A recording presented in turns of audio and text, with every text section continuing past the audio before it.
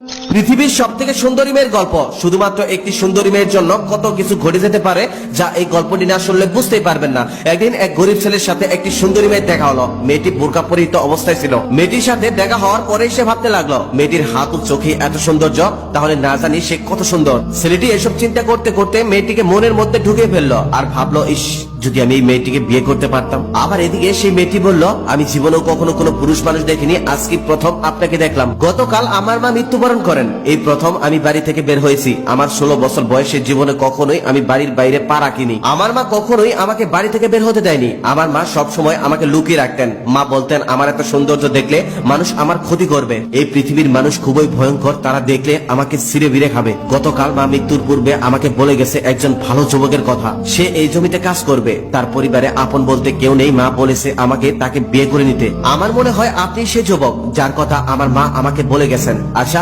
আপনি কি আমাকে বিয়ে করবেন? মেয়েটির মুখে এমন কথা শুনে যুবকটি এতই খুশি হলো যে সে আবার জিজ্ঞেস করলো, আচ্ছা, আপনি কি সত্যি আমাকে বিয়ে করতে চান? মেয়েটি তখন বলল, আমি মিথ্যা কথা বলি না, কারণ আমি কখনোই মানুষের সাথে ওঠা বসা করিনি। আমি শুধু মায়ের সাথে ওঠা বসা করেছি। আমার মা কখনোই আমাকে মিথ্যা শিখায়নি। তারপর খুবই পর্দা অবস্থায় মেয়েটি ও ছেলেটির বিবাহ হলো। বিয়ের দিনও খুবই পর্দার অবস্থায়, পর্দার আড়ালে তাদের বিয়ে হলো। বিয়ের দিনেও কন্যাকে কেউ দেখতে পারেননি, কারণ চারদিক কালো কাপড় দিয়ে ঢেকে রাখা হয়েছিল, যেমনটা ওই মেয়ে বলেছিল। কেউ কখনো ভাবতেও পারেনি ওই সাধারণ ছেলেটি এত সুন্দর একটা মেয়েকে বিয়ে করবে। কেউ কখনো কল্পনাও করতে পারেনি। ছেলেটি বাসর রাতে ঘরে ঢুকতেই দেখলেন তার চাঁদ মাখানো নতুন স্ত্রী ঘোমটা দিয়ে বসে আছে। সেদিন রাতে ওই যুবকটি একটুও ঘুমাতে পারেনি। সারা রাত তার স্ত্রীর চাঁদ মাখানো মুখ দেখে রাত কাটিয়ে দিছে। পৃথিবীতে এত সুন্দর মেয়ে আর দ্বিতীয়টি নেই, তার এমনটাই মনে হয়েছিল।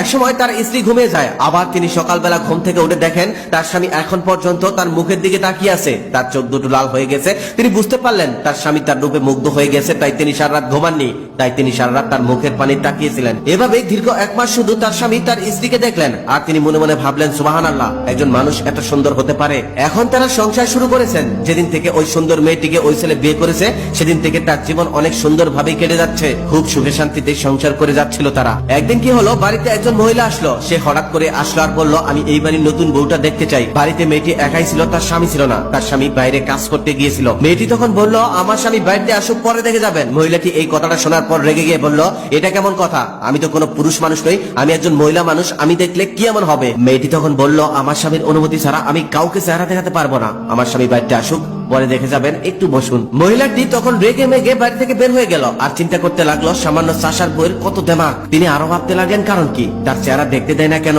এখানে কি কোনো রহস্য আছে? সেই যুবকটি আবার জমিতে কাজ করছিল। মহিলাটি সেই যুবকের কাছে গিয়ে বলল, তোমার স্ত্রীকে দেখে আসলাম, তুমি তো পৃথিবীর সব থেকে সুন্দর মেয়েকে বিয়ে করে ফেলছো।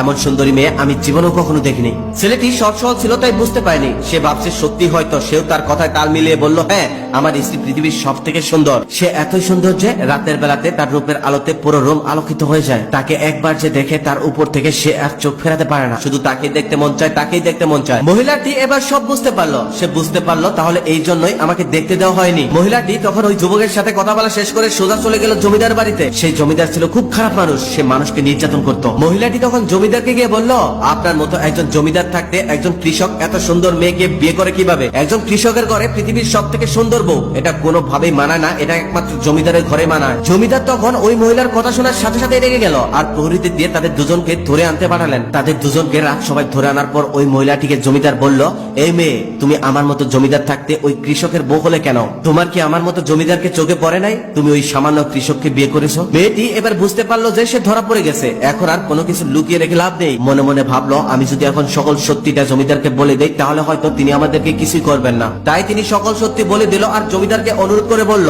যেন তাদের কেউ কোনো ক্ষতি না করে। কিন্তু মেয়েটি জানতোই না ওই জমিদারই তাদের সব থেকে বড় ক্ষতির কারণ হবে। জমিদার সবকিছু শোনার পর মেয়েটির চেহারা দেখার জন্য ব্যাকুল হয়ে গেল। এখন আর কোনো কথাই তার ভালো লাগছে না। জমিদার এবার সরাসরি বলল, ওই মেয়ে, আমি তোমার চেহারা দেখতে চাই। শুধু জমিদারই নয়, জমিদার সবাই, সমস্ত লোকই তার চেহারা দেখার জন্য ব্যাকুল হয়ে গেল।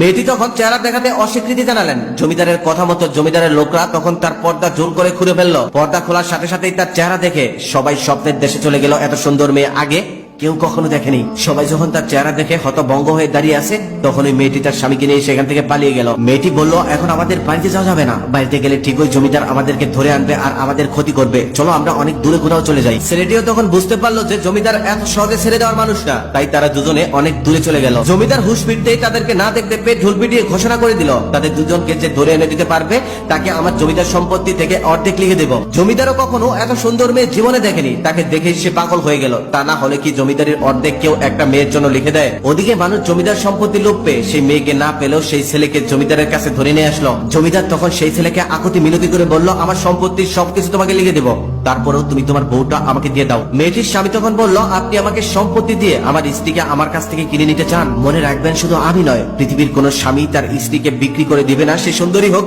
বা অসুন্দর হোক। আপনি হাজার চেষ্টা করেও আমার স্ত্রীকে আমার কাছ থেকে কেড়ে নিতে পারবেন না। তখন জমিদার আবারও আকুতি মিনতি করে বলল, তাহলে তোমার স্ত্রীকে শুধুমাত্র একটা রাত আমাকে দিবে? আমি এক রাতের জন্য হলেও তাকে চাই, বিনিময়ে আমার সকল সম্পত্তি তোমাকে লিখে দেব। ছেলেটি তখন মনে মনে ভাবতে লাগলো, আমি এখান থেকে এভাবে পার পাবো না, যেভাবে হোক এখান থেকে আমার বের হতে হবে আর আমার স্ত্রীকে নিয়ে দূরে কোথাও চলে যেতে হবে। তার আগে জমিদারের কাছ থেকে আমার ছুটতে হবে। তিনি তখন বুদ্ধি করলেন,